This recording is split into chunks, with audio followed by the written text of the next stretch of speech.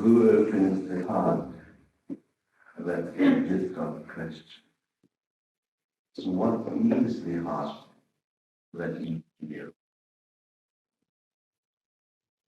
The heart of man is forever open. It is never closed. Because the heart of man represents the core of human being. And the core, or the fundamental substance, as we call it, is divinity. How can divinity ever be closed? Many passages in our scriptures are very symbolic, and they have to be put in a certain way that people can understand. Because people always rely on an external factor. And it is only people of deep wisdom that do realize, not only know, but do realize that it is all within oneself. So, the man was taught to meditate or to pray. They always had an object to which prayers were offered.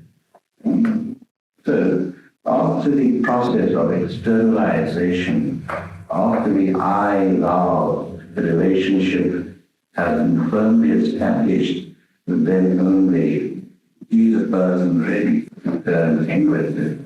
For, as the saying goes, whatever is above is below. Whatever is outside is inside. Every human being contains within himself the entire universe. So the macrocosm and the microcosm within is but one. So the heart that needs to be open does not really reflect the true heart. When people talk of heart, in the common usage of the word, they normally talk of their feelings. They talk of their emotions. My heart feels. That's a very common expression. What they are really talking about is their ego and its finest level. For at the finest level of the ego, there exists the sum totality of that ego, and that is normally referred to as the heart. In other words, as the totality of the ego, there exists the whole repository of one's emotions. So, when a person says, I feel sorry, so I have great feeling for this person, they are talking entirely from the finer level of the ego, but not from the heart. The heart, the real heart in man, the core of the personality, is nothing else but love. And do you know, love does not feel pleasure and neither pain. The core of the personality. But the core of the ego feels pleasure and pain. Because that is compounded of various kinds of experiences the person has gone through. So when we say, according to scriptural language, that God opens the heart, it means that through devotion, prayer, self-analysis, gaining, acquiring of knowledge, and various activities in one's life, one reaches the finer level of the ego. Now, how does one reach the finer level of the ego? Because if we have to unravel all the experiences that we have gained millions and millions upon experiences, millions of experiences. How do we unravel all those? It requires so many, many millions of years. But fortunately for us, we are really very short path. Now, what do we mean by ego? The ego is composed of the physical body and the subtle body. And the subtle body is also called the mental body. And that is all what the ego is all about. So when a person dies, when the person sheds the physical body, we take the subtle body with, or the mental body, which still contains all the impressions of one's personality. So personality is nothing more than the mental and the subtle body. And when you have good personalities in the form of saints and sages, wise men, then you must know that the egos have been so clarified that the third aspect of man, the divine aspect, shines through those various layers, and there are no impediments or blockages for the light to shine through. So that is the only difference between an ordinary man and a sage. So our immediate task is to find ways and means through which we could reach the center of light, the spiritual center. So in order to reach that, one has to go beyond the ego. Now, going beyond the ego does not mean annihilating the ego. It cannot be annihilated, but it can be refined. That is what happens.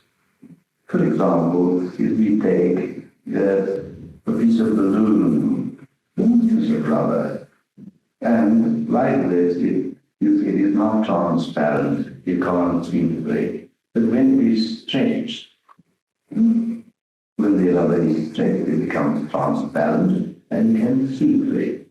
So the learned man, the spiritual man, his ego has become transparent for the light to shine through. So as we stand today, be the ego transparent or opaque, at its subtle level, use the superficial heart that contains all the experiences we have had, and those experiences govern our feelings and our emotions. Now, the direct path, as we would always know, is through meditation practices. Because when one says we have these within ourselves, what do means? For every ego, in spite of it being very opaque, it's still very porous. And we allow that divine force which exists inside and outside to penetrate through the porousness of the ego. In other words, when we say we infuse the ego soul, when we infuse the subtle body with the spiritual body, it means that through all those pores, everyone has good and bad influence according to spiritual emotions. So through those pores that are there, we allow the spiritual soul to filter through them. Now, as we practice more and more prayers, meditation, and other spiritual practices, we are widening those pores. So more and more light comes through. And then we come into contact with the real heart of man. not his feeling and emotional self, but his essence. And the essence of man is the heart. When we see pictures of Christ, which are very symbolic, portraying the heart, it is not the physical heart, the little organ that it can. It is not the feeling and emotional organ, which is also a to that extent, the ego heart. But what we mean there is the essence of Christ. And that is consciousness. When we say that Christ bless his heart for you, it means he allows the essence of himself to pour forth. And that is one of the meanings of that. Because the other meaning is love and compassion. There they refer to the subtlest level of his ego self. For as I've said in some talk, that no person would ever remain embodied without having a slight trace of ego. So now here we have three hearts. Everyone has three hearts because we have three bodies. You see how simple it is. The physical body must have its physical heart, the subtle body must have its subtle heart, and the spiritual body has the spiritual heart, the essence. So our job, the physical heart is okay, it beats on automatically, empowered by the divine force, because it's only the divine force, as Mary so rightly said, that does everything. Good. So the physical heart can function on its own. It's an automatic process. But the one that we have to care for, look after, and purify is the ego heart, or the heart of the subtle body. So that has to be clarified in order to get to the essential heart, the real heart of man. So, when we say that man must dive deep into his heart, we mean he must reach his essence, his spiritual heart. Now the process of clarifying the ego self, to repeat again, is not the annihilation of the ego, but the purification of it. And by purification, we mean that the very rubber we spoke of is now so stretched that it becomes transparent. How do we stretch the rubber? It can be done through gnana, through wisdom, with understandings are gained, the new perspectives are acquired as viewing things. One might not like a certain thing in the beginning, and afterwards, as one gains greater understanding of it, you start liking it. Impressionistic art, many people say, oh, it's such a painting. They don't like it. But as they start getting more knowledge of what impressionism is, then they will start admiring the artist. But how beautiful, in our case, we start praising the divinity for all the beauty that he has brought in our little life. For everything is beautiful, everything is divine.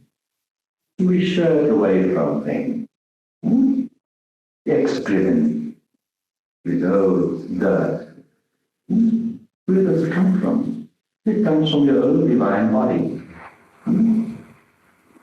Now that too is holy. Everything is holy. The only thing that is not holy is our mixed up heart, ego heart. That does not allow us to look at things in this properly. When scriptures give us an injunction, and all scriptures will do, thou shalt love. How can you really love if you have not reached the essence? Love is a happening. It is not something which is created. For real love of the heart is the spiritual heart, and its very nature is love. It is there, and everyone has it. When a man tells a woman, or a woman tells a man, I love you, he is only talking from the ego heart. Because what he finds in her, sees in her, is just a projection of his own personal experiences. His personal experiences have conditioned his heart in such a way that he accepts what he sees. And that people in ordinary worldly life understand by love. But that is not real love. Because it is a projection of your own personal experience. Your ego self is projected upon the object of your love, your ego love. So that love is not lasting. And that is why we have so many family squabbles. Because you have not married the woman. You have married your ego or mental ideal. And the ego is forever changing. The ego heart is forever changing, while the spiritual heart is never changing. So now, as the ego heart changes, then we start finding faults. Because firstly, we never married that woman. We married our own personal conception. And the woman that we married is just a symbol of that personal conception. So people don't really marry. They marry only themselves, the conception.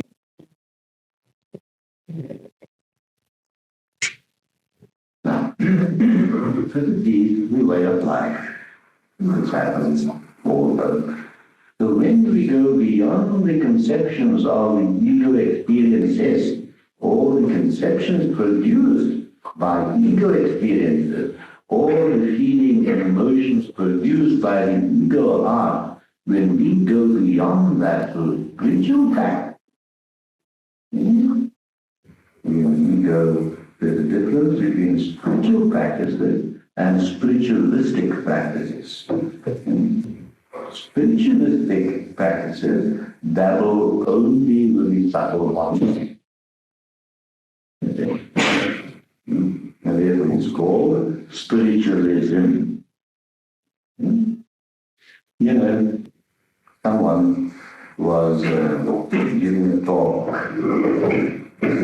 down with spiritualism, down with Buddhism, down with Hinduism, down with all the isms. So one woman over at the back of the audience said, can you please throw in rheumatism?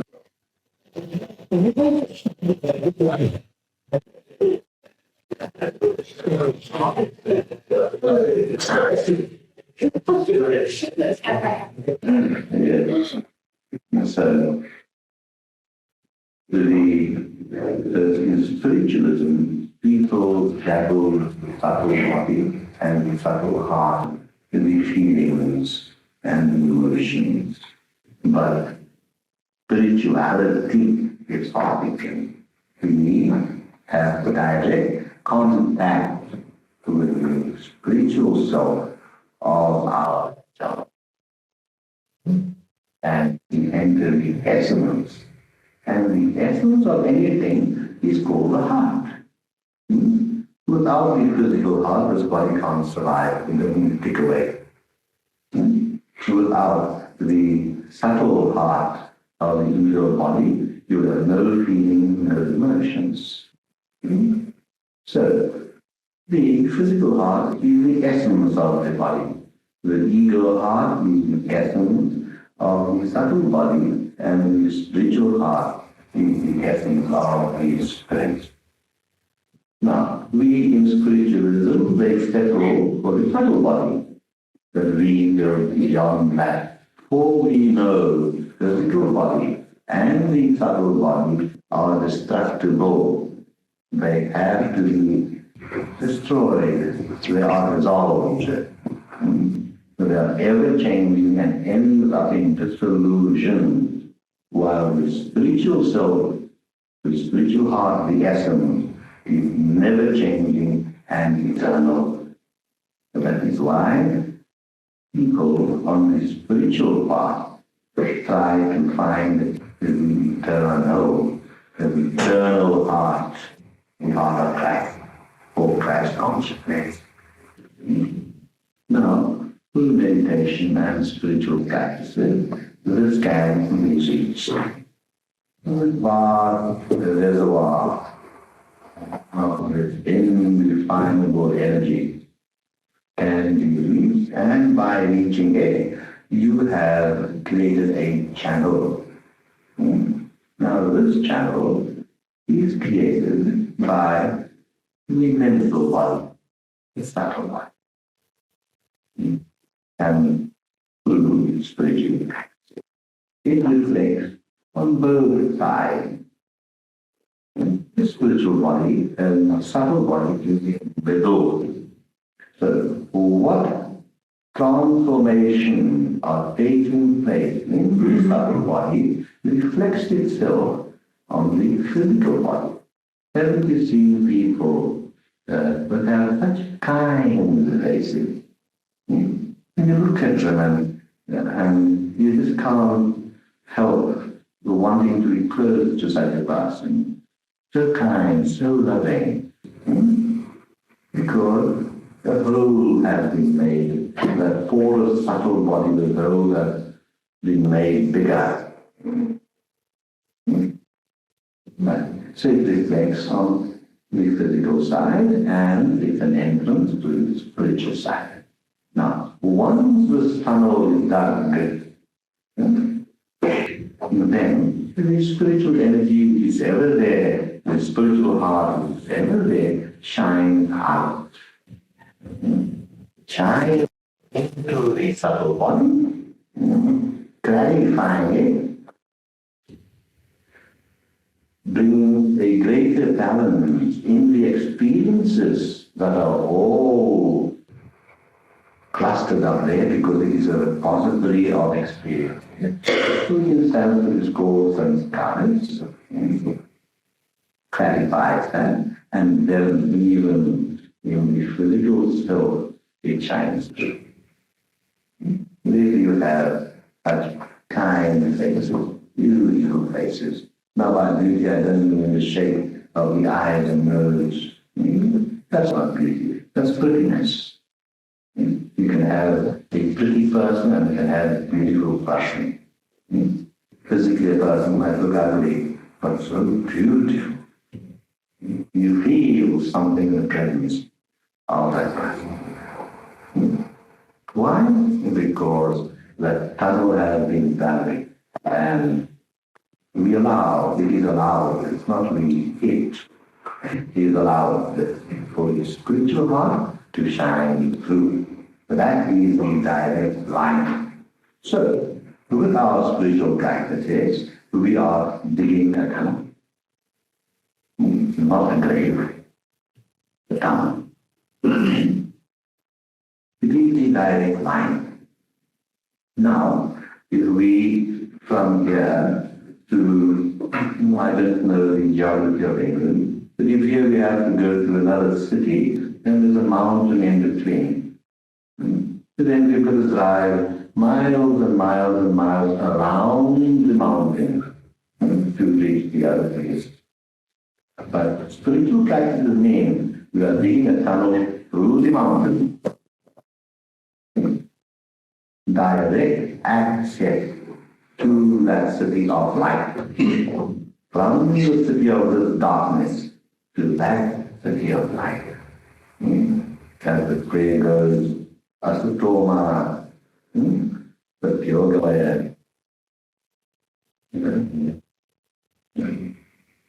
some truth, some untruth, the greatest truth, some darkness to light. So that is what we do in spiritual practice. And it requires digging. Now, what do we mean by digging? We are founding that subtle body with our mantra, with our conscious practice of Guru Shakti. Consciously we dig and dig and dig and create a tongue. That's all we do. We are the biggest in the world. All people on the spiritual we dig for that gold. But for gold, you dig down. But for spiritual gold, we dig up. So, that brings us to the question, does the grace come from outside or does it come from inside? When we dig deep inside us and creating the tunnel, the grace is coming from within. They can be totally isolated, all being within you. Outside circumstances will be a great thing. But for the individual person, we draw it from within themselves. People, when they play, they always look up. They always look up. And it is not only, it is symbolic. It is not because many people do think that the kingdom of heaven is someday. The statement, the Spirit is told to us very clearly. The people always have a habit of looking up to heaven. And up really means something better. We look up to a good person. That person might be shorter than us. So it is symbolic language. Language cannot express everything. You're a real lowly person, you might be a short person. The other person might be 6'4". And yet you would say, I look up to Guru. Yeah. He's actually looking down at me physically, because I'm so short. What we really are doing by saying looking up, we're looking in. That's why we close our eyes. That we have been so used looking out, that we now look into the heart of ourselves. First we start looking at the heart of the ego self, looking the we try and find the heart of the ego self. We find the feeling, the emotion beside it. In its purest form as far as the ego is concerned. And then we come to the heart. This is what we mean by opening the heart. Opening, creating this tunnel. And it is there. Actually, it is marked off within ourselves where the tunnel is. But this all full of the debris and dirt of all kinds of experiences.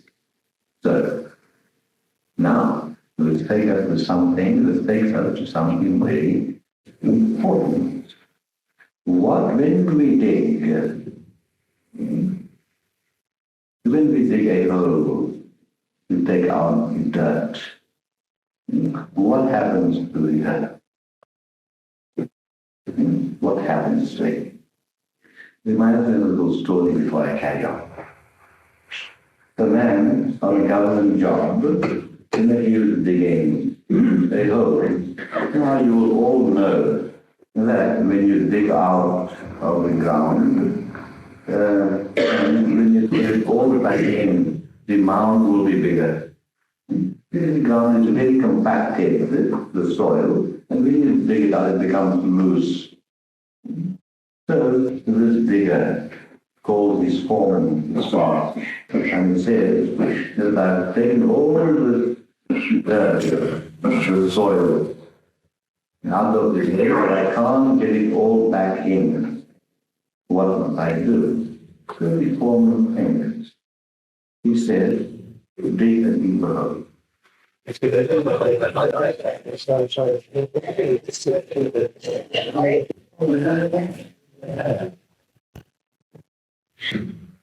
So now, through burrowing, creating this tunnel, bringing up all those experiences, what happens?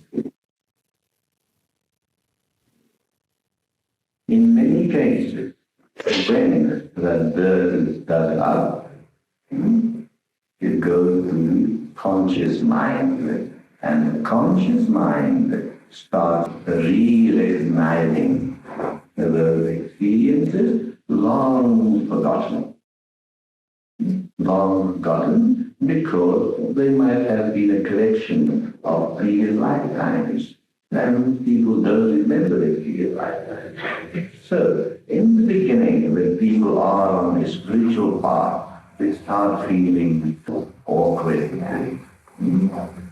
They start feeling awkward.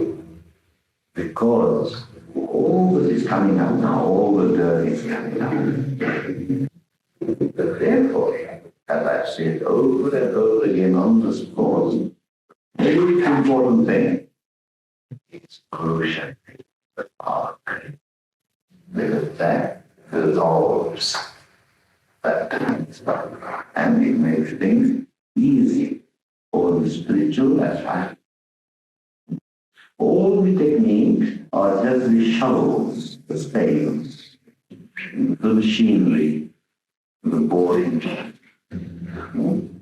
You can read all kinds of books and find all kinds of practices there. And then you start practicing. Yeah, you will dig up the dirt. But the Guru Shakti to dissolve it for you. And the more highly evolved person you are, the quicker it gets dissolved.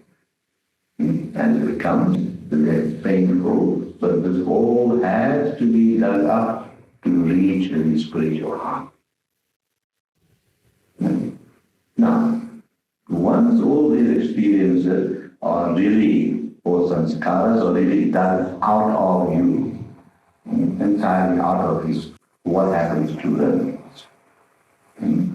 They go back to their original elements. Now, by this we mean, what we mean by this is this, that like attracts like.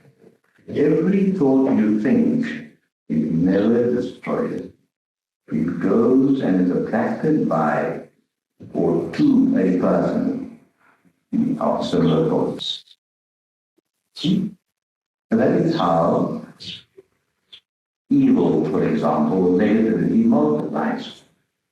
If you are negative, be sure to know that all the negative thoughts floating around the universe, it's a law. It's the law of gravitation, the law of attraction. The more negative things you think, the more negative thoughts are coming to you from all directions. And it strengthens your negativity. The more good thoughts you think, thoughts floating around here. There are millions of thoughts floating here in this very room. Like thousands of broadcast waves from so many transmitting stations. We have a radio here, we can show you the Germany and France and Japan. They're all here. Those sound waves. In a like manner, all negativity and positivity are around. They're all valid. That's why we say the poor becomes poorer and the rich becomes richer. Because the poor man, talking on a very mundane level, the poor man's thoughts are just mixed with poverty. So what will that affect? Thoughts of poverty of all others in this universe. The rich man's thoughts are always enriched. So he attracts all the rich thoughts around him that strengthen these riches, and which becomes a reality in his actual life. So, a sick person, if he just keeps on thinking of sickness and sickness and sickness all the time, wallowing in his own self-pity, he becomes more ill. Why? Because all the ill thought and ill vibrations floating around will strengthen his illness by making him more ill. So the person says, I am well, I'm getting better, well. So those are the energies you draw from the atmosphere. Okay. So all stuff that we dig up from ourselves gets dissipated in the universe and goes back to where it is needed first, or where it is being attracted to. Nothing is being destroyed. So finally, we dig up and clarify this passage in the ego self, in the ego heart. We reach the final level of the ego heart. Now this means the super conscious state. We always talk, everything goes in a trinity. Anything you study, you'll find there's a trinity there. So this concept in Christianity is a great concept. But everything is a trinity. Body, subtle body, spirit. So now the ego self is nothing but mind. And mind too has three levels, as you know. The conscious mind, subconscious mind, and the superconscious mind. So the heart of the subtle bodies, the essence is the superconscious mind. Where things are much more clear, and that is closest to the spiritual essence or the spiritual heart. Here's the idea. Come back to nature as simple as possible, spiritually, very, very important. So through spiritual practices, we reach the final level of ourselves, of the subtle body, which is the superconscious phase. And once we reach there, into that clear area, transparent area, the light of the spiritual heart shines through. And it shines through so powerfully that our whole being, our whole personality will shine. And that is why people that can see the aura, that is why, with that light shining through there, it is filtered. And it is the focus of all the various experiences of the subtle body that gives it different colors. Because all subtle energies have two qualities. One is sound and one is color. They have two aspects. Some people hear sound and some people see color. And some people, of course, see nothing, which means nothing to you don't. And that is how I arrive at your manager. Because I'm more conducive to hearing sound. And of course, and how as well, the sound to me is more stronger. In other words, your vibration. Your vibration is that divine energy, the essence, the subtle heart, shining through the various full curves of your subconscious mind, your subtle one, your conscious mind, and the superconscious mind. And that energy, pure, inaudible spiritual energy, coming through all these various layers of your first colors, forms your vibration, which I hear. And upon that, your mantra say, rhetorically, individual. And that's good. So, through using that very vibration that is coming through, we send it back, we use that as a space to clear it. Because that's the most powerful tool. Your own vibration is the most powerful tool and not the vibration of someone else. Because your own vibration finds the passing easier because it is your vibration. It is not a foreign object. And because it's not a foreign object, because it is the right screwdriver for the right screw, not too big and not too small, you, the screwed people unscrew themselves. And that's how you reach the essence, the real heart of matter, which is God, which is divinity.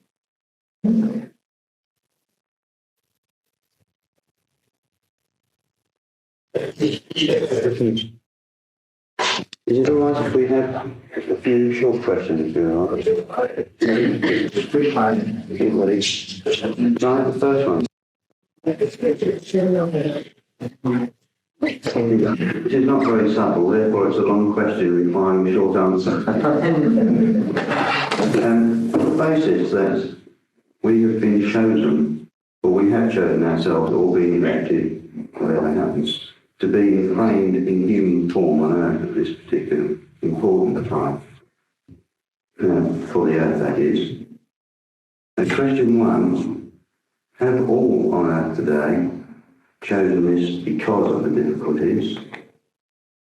And question two, for those who have chosen this, is it more likely that they could have special qualities to do the job, or that they're all spiritual babies who will be prepared to do the most, or that the massive difficulties can help them pay off a lot of karmic debt, either by duty or getting blasted off the face of the earth?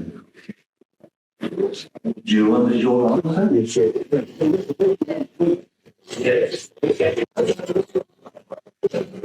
Now, I do many times and many talks that our parents don't choose us. We choose our parents. In the subtle state that lingers on and off to leave the gross body is always formulating itself, and once it has formulated its path, and that formulation is an automatic process. There are no arguments there that I don't want this and I don't want that. Because of this state of evolution, because of the experience of gaining it, and being a collection of that, which is the subtle body, is forever looking out for a vehicle to be born through. That is how we choose our fate. Now, this is not by will. The subtle body does not will itself to be born to certain parents. It is a choiceless choice, because the subtle body is pushed along the ladder of evolution. It has to go forward all the time. It goes forward all the time, and it can't help it. It can't argue against it, that now I want to be born to king and queen, rather than born, to some sage and his wife. You will always be born according to the needs of evolutionary laws. So your entire experience consists of this choiceless choice. Your entire experiences of the past lifetime and previous lifetime, because you are nothing but a sum totality of your colors, your experiences.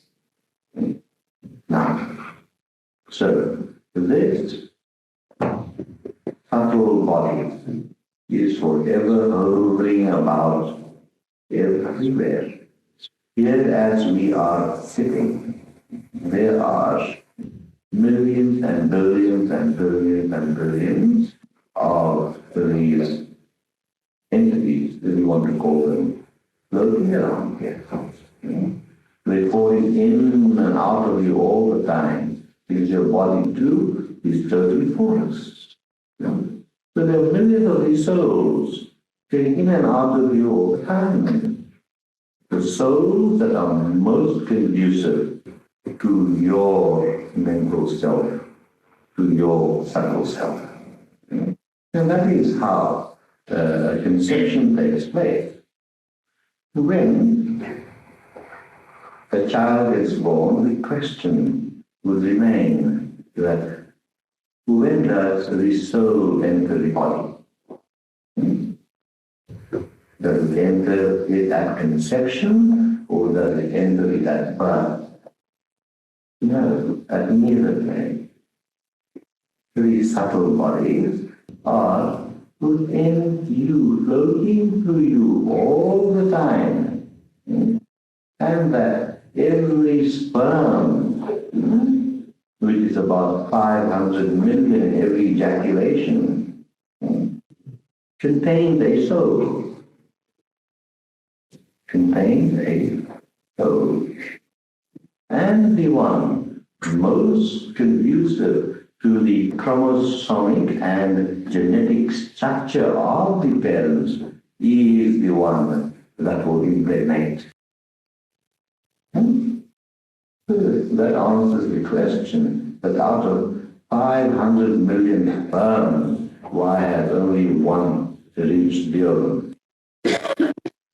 You see, the one most conducive to the makeup of the parents would be the one that will take birth.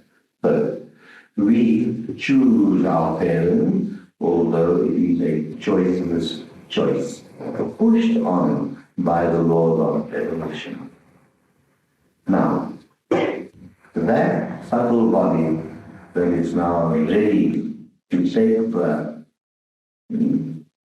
will just not take birth by accident. Oh, there are laws upon laws upon laws functioning in this universe. It has to have the right parents, the right vehicles to come through. It has to be at the right time. It has to be in the right place, the right country. For the sole purpose of that subtle body taking birth again is to learn. So, during this period of time when we are born, remember that it was absolutely and totally and precisely necessary for us to be born at this time in these circumstances. So that we could progress into life. We say school, and we go to school to learn. That is why schools are there. That is what schools are made for. So, the time has to be right. The place has to be right. Parents has to be right. Then only will be born. Because in the subtle state, there is no time, no place. Things are not measured in space and in time in that dimension. So the subtle body is not aware of space and is not aware of time as we know it. It is just all there, all in that one moment. So when some spiritualistic or people dabbling in spiritualism talk of subtle body, they say it takes 20 years to get reborn, or 40 years to get reborn, or 100 years. That is all a fallacy. It's not true. It's not true. Because the soul in its subtle state, the subtle body, which is the soul in that state, knows of no time. It knows of no space. It is the smallest of the small, but at the same time, the biggest of the big. So the answer to your question in all its aspects is yes.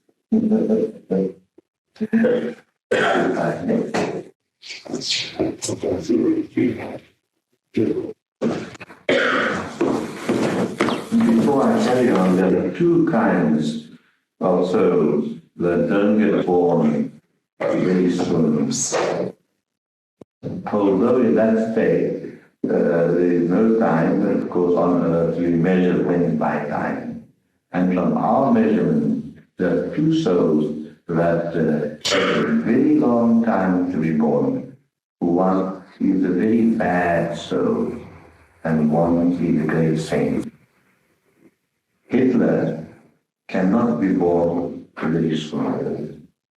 It will take a long time for Hitler to find that kind of evil people to be born through. And Christ cannot be born very soon because that soul will take. A Christ-like man, not Christ, a Christ-like man takes a long time to take rebirth to find that right holy combination to be born to. That is why we say holy people don't come too often.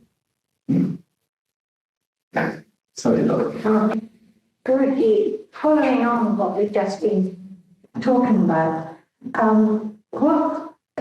when the people who can see are talking about your aura and your aura being not out of place, or you're leaving your aura open, you must close it. What do they actually mean? And if you're living on a spiritual level, does that cancel it all out and mean that you are okay? Yes. You get so many talks, and believe you me, I get sent books by people, and what you're saying on things, and what have you, and the amount of junk that is propagated. Someone wrote to me about a leaking aura. Right.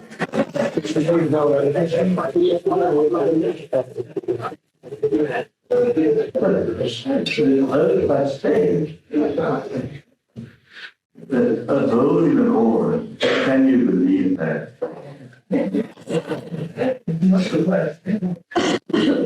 Now, yeah, it is nothing wonderful to be able to see auras.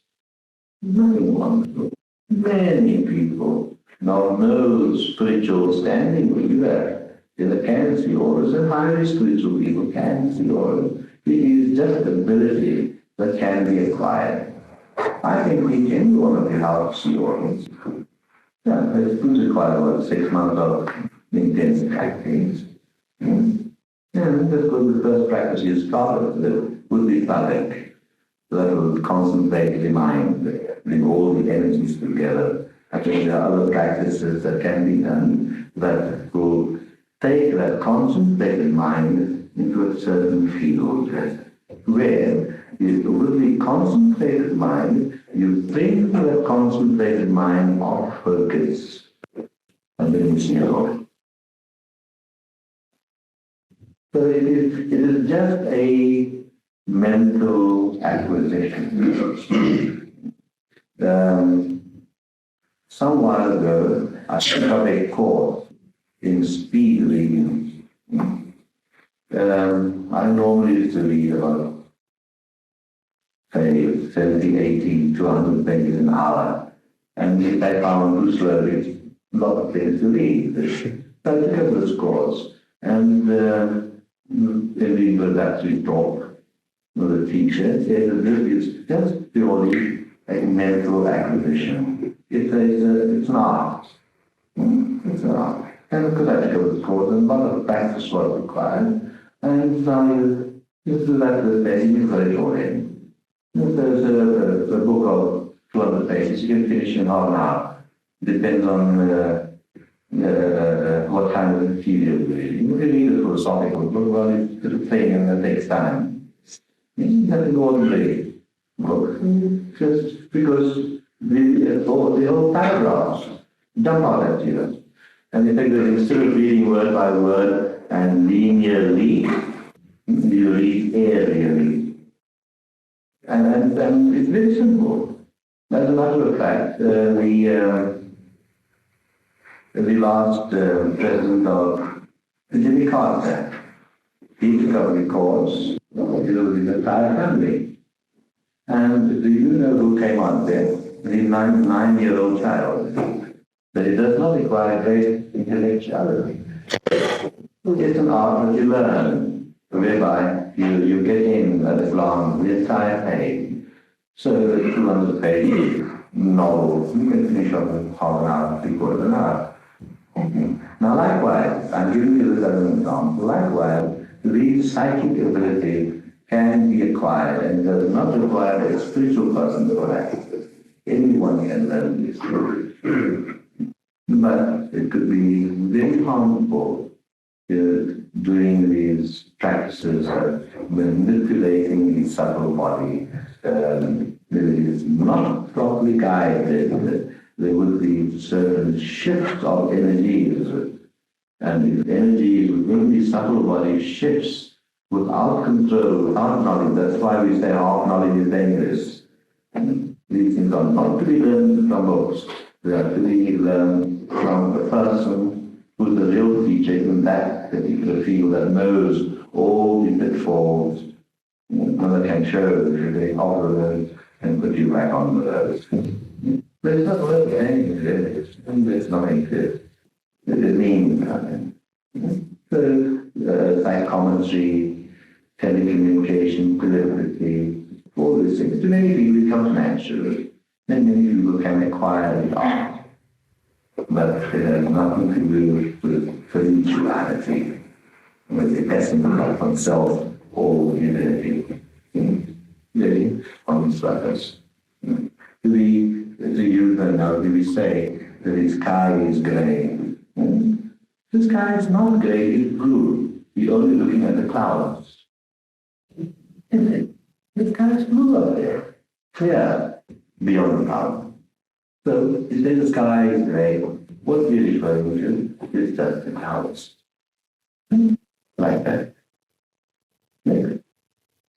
It wasn't the acquisition actually of the truth, it was just people keep on saying, well, you shouldn't do that, you're leaving yourself wide open. If they're doing wrong spiritual practice, wrong spiritualism practices, so then thereby points out that you don't have a proper teacher, they could lead to great mental derangement. But the spirituality supersedes it. In our organization, we go to spirituality. We are a spiritual movement. the essence of man, according to God, to then see whatever label he wants to put on. While all the other things fall under spiritualism, they like the clouds, but we want the blue, eternally blue sky, and not the grey cloud.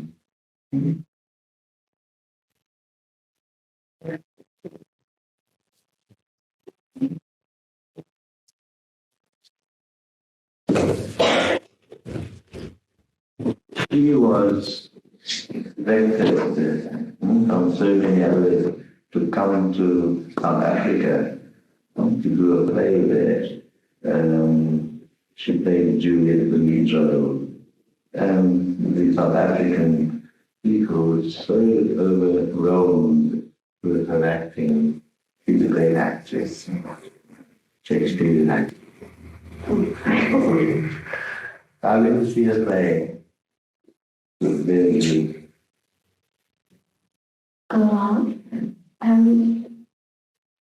Going back to what you were talking about just now, about death and conception and the soul entering the body, I was under the impression that the soul entered the body came out. But if it is present in the sperm, is it then wrong to abort a child?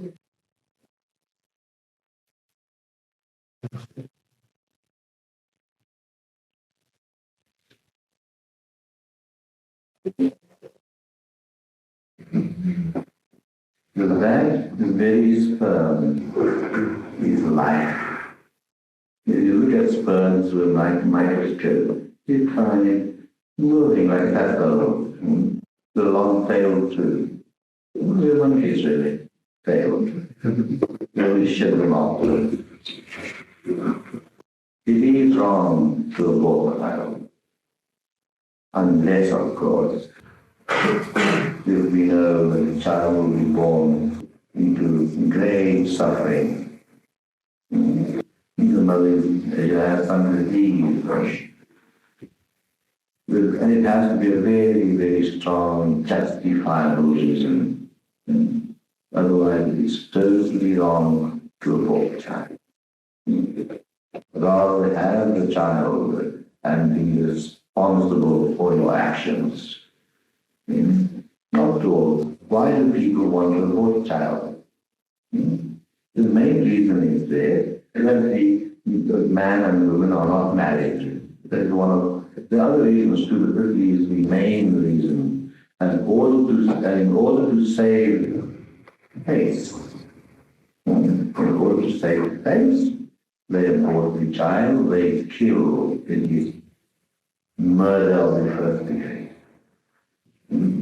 Should man not learn to be responsible to himself? Should man not learn to be responsible for his or her own actions? If a girl gets pregnant without being married, she has a love affair, courtship. Once she gets pregnant, okay, fine.